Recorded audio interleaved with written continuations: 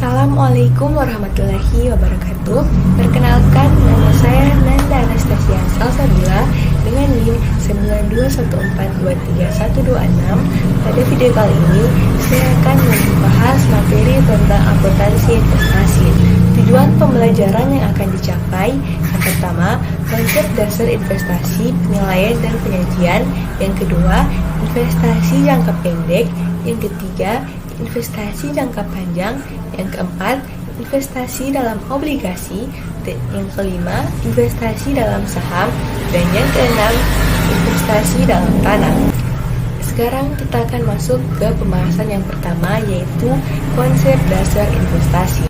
Suatu aktiva yang digunakan perusahaan untuk pertumbuhan kekayaan melalui distribusi hasil investasi seperti bunga, royalti, dividen, dan uang usaha untuk apresiasi nilai investasi atau untuk manfaat lain bagi perusahaan yang berinvestasi, seperti manfaat yang diperoleh melalui hubungan perdagangan, persediaan, dan aktivitas tetap bukan merupakan investasi.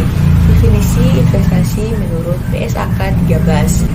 Materi selanjutnya ada penilaian dan penyajian. Yang pertama, berbasis harga perolehan atau biaya. Metode penilaian aset didasarkan pada jumlah pengorbanan ekonomis yang dilakukan perusahaan untuk memperoleh aset tetap tersebut sampai aset tetap tersebut siap digunakan.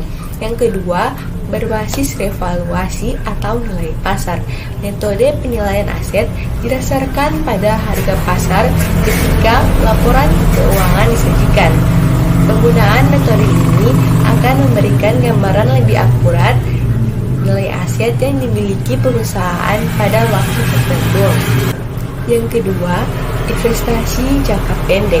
Sering disebut juga investasi sementara karena perusahaan menanamkan uangnya dalam surat berharga untuk jangka waktu kurang dari 1 tahun.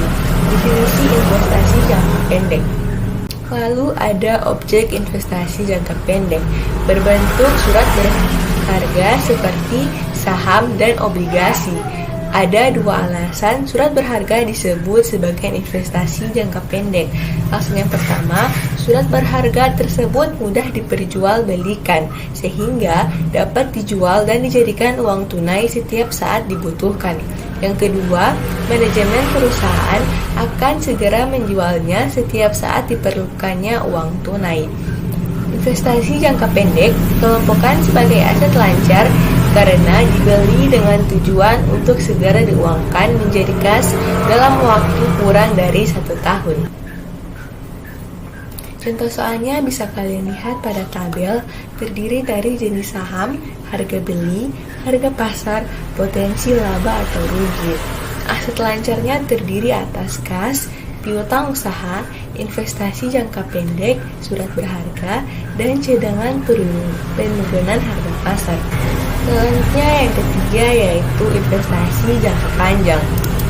Definisi investasi jangka panjang yaitu dana perusahaan yang ditanamkan dalam berbagai aset produktif yang dapat memberikan penghasilan bagi perusahaan dalam waktu lebih dari 1 tahun. Harga perolehan sama dengan harga aset, saham, obligasi, tanah, dan sebagainya, ditambah dengan seluruh pengeluaran tambahan seperti komisi, perantara, biaya notaris, biaya administrasi, dan provisi, dan sebagainya.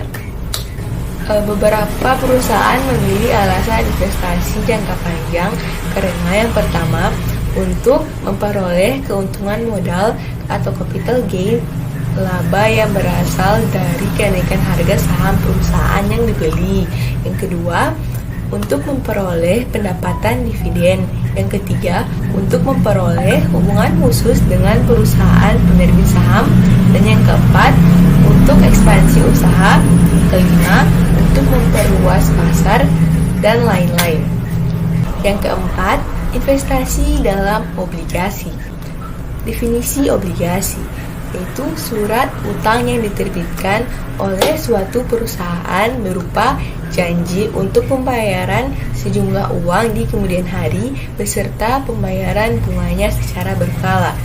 Harga perlahan obligasi adalah keseluruhan uang yang dikeluarkan perusahaan sampai obligasi tersebut di tangan perusahaan.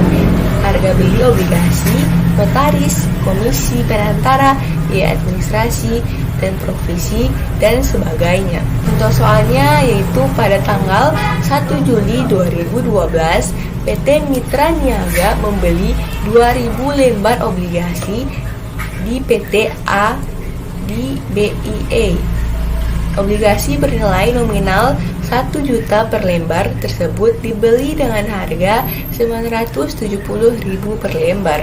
Obligasi berbunga 24% per tahun. Ini berumur 2 tahun dan jatuh tempo pada tanggal 1 Juli 2014. Bunga yang dibayarkan setiap 6 bulan, tanggal 30 Juni dan 31 Desember. Yang pertama, kita akan mencari nilai nominal dengan cara mengalikan obligasi yang bernilai 1 juta dikali dengan jumlah lembar obligasi yang dibeli, yaitu 2.000 dikali dengan 1 juta, yaitu 2 miliar rupiah. Selanjutnya, harga perolehan. Harga perolehan itu yaitu lembar obligasi yang dibeli dengan harga yang dibeli per lembar, obligasi yang dibeli per lembar. Jadi harga obligasi yang dibeli per lembar itu 970. Nah, 970 itu dikalikan dengan 2.000, maka akan mendapatkan hasil 1.940.000.000 rupiah. Selisih laba yang akan didapatkan yaitu 60 juta rupiah. Lalu ada amortisasi selisih. 60 juta rupiah dibagi 2 tahun akan mendapatkan 30 juta per tahun. Nah, jika 60 juta dibagi dengan 4 tahun akan mendapatkan 15 juta per pembayaran bunga. Selanjutnya kita akan membuat jurnal pada saat investasi.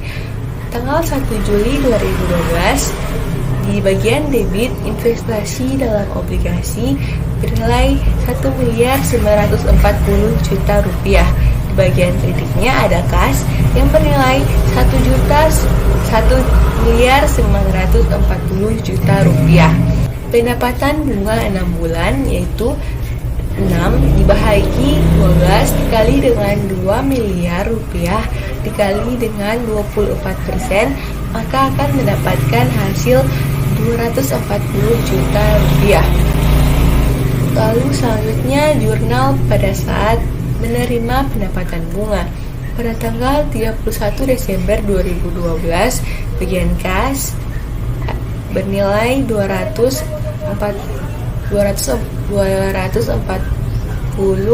juta, investasi dalam obligasi 15 juta, pendapatan bunganya di bagian kredit bernilai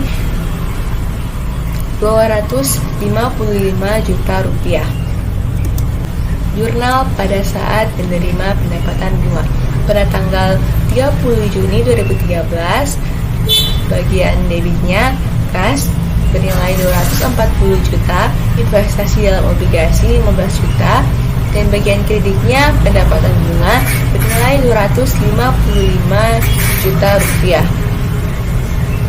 Lalu pada tanggal 31 Desember 2013, bagian debit kas bernilai 240 juta, investasi dalam obligasi 15 juta, dan bagian kreditnya ada pendapatan bunga senilai 255 juta. Bagian bulan Juni juga tanggal 30 sama, yaitu seperti pada tanggal 31 Desember dan pada tanggal 30 Juni 2013. Lalu jurnal pada saat obligasi jatuh tempo.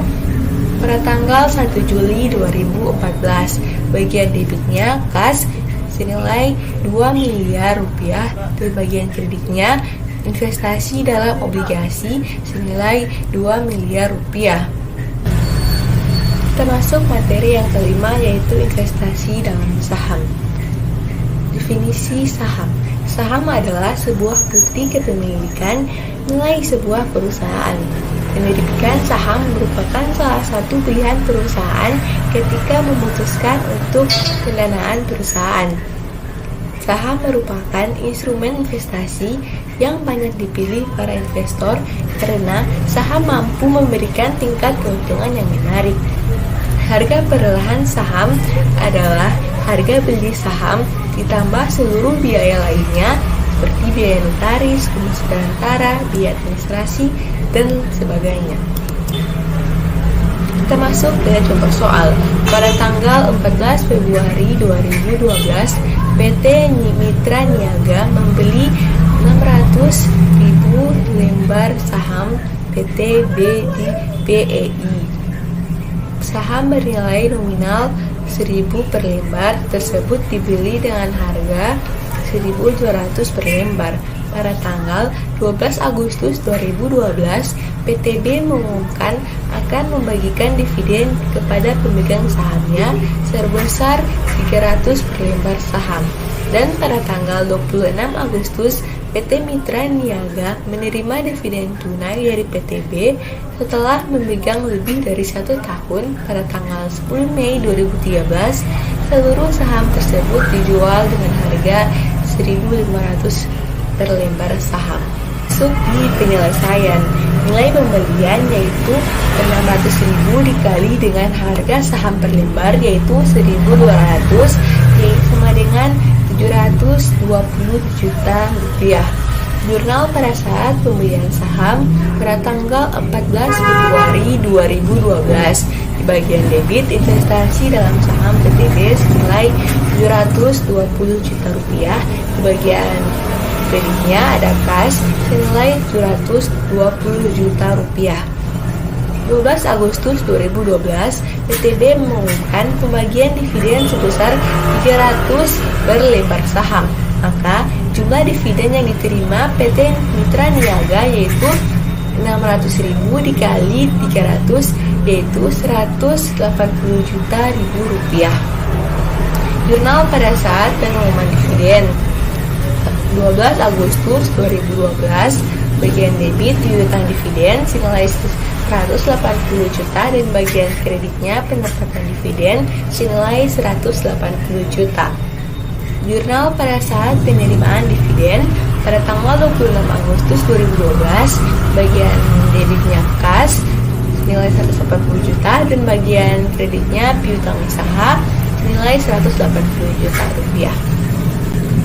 Saham yang dibeli dengan harga perolehan 720 juta rupiah dijual dengan harga 1.500 per lembar, maka PT Mitra Niaga akan mendapat sebesar 600.000 dikali dengan 1.500 harga saham per lembar yaitu 900 juta rupiah. Laba penjualan saham yaitu 900 juta rupiah dikurangkan dengan 720 juta rupiah, maka laba penjualan sahamnya yaitu 180 juta rupiah. Jurnal pada saat pengumuman dividen pada tanggal 10 Mei 2013, bagian debitnya kas senilai 900 juta rupiah, bagian kreditnya investasi dalam saham PTB 720 juta, laba penjualan saham 180 juta rupiah. Jika saham tersebut hanya terjual 1.100 per lembar, maka PT Niaga akan memperoleh uang dari penjualan saham sebesar 600.000 dikali dengan 1.100, maka akan mendapatkan hasil 660 juta rupiah. Rugi penjualan saham akan dicari dengan 660 juta rupiah dikurangkan dengan 720 juta rupiah, maka rugi penjualan sahamnya yaitu 60 juta rupiah. Selanjutnya ada jurnal pada saat pengumuman dividen. Pada tanggal 10 Mei 2013, bagian debitnya kas 660 juta rupiah, rugi penjualan saham 60 juta rupiah, dan bagian kreditnya ada investasi dalam saham PTB 720 juta. Yang keenam, investasi dalam tanah. Investasi dalam bentuk tanah dicatat sebesar harga perolehannya seluruh uang kas yang dikeluarkan perusahaan sampai tanah tersebut jadi milik perusahaan. Harga perolehan tanah mencakup harga tanah, komisi perantara, biaya notaris, pajak, bea balik nama, dan sebagainya. Jika tanah dijual, selisih antara harga jual tanah dan harga perolehannya diakui sebagai laba atau rugi penjualan tanah. Kita masuk ke contoh soal.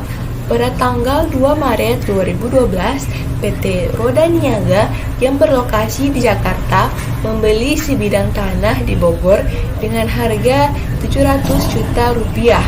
Biaya tambahan yang harus dikeluarkan sebesar 30 juta rupiah untuk bea balik nama dan administrasi sebesar 14 juta untuk biaya notaris. Seluruh transaksi pembayaran tersebut dilakukan secara tunai. Sedangkan komisi perantara sebesar 20 juta dibayar tunai pada tanggal 15 Maret 2012. Setelah memiliki tanah tersebut lebih dari 1 tahun, pada tanggal 9 Mei 2013, tanah itu dijual dengan harga 925 juta secara tunai. Ditambah dengan biaya tambahan bea balik nama 32 juta, ditambah dengan biaya notaris sebesar 14 juta, yaitu hasilnya 746 juta rupiah. Pada tanggal 2 Maret 2012, bagian debitnya investasi dalam tanah senilai 746 juta rupiah dan bagian kasnya 746 juta rupiah. Jika pada tanggal 15 Maret 2012 dibayar komisi perantara 20 juta, maka saldonya akan berubah menjadi 746 juta ditambah 20 juta akan menjadi 766 juta rupiah. Nah, kalau jurnal pada tanggal 15 Maret 2012, bagian debitnya investasi dalam tanah senilai 766 juta dan bagian kreditnya ada kas senilai 766 juta. Jurnal pada saat penjualan tanah. 9 Mei 2013, tanah tersebut dijual kepada pihak lain sebesar 925 juta secara tunai, sehingga diperoleh laba penjualan sebesar 925 juta dikurangkan dengan 766 juta, yaitu 159 juta rupiah. Jurnal pada tanggal 9 Mei itu bagian debitnya kas 925 juta rupiah, bagian kreditnya investasi dalam tanah 766 juta rupiah dan laba penjualan tanah sebesar 159 juta rupiah. Baik, sekian materi penjelasan tentang akuntansi investasi. Lebih dan kurangnya mohon dimaafkan. Assalamualaikum warahmatullahi wabarakatuh.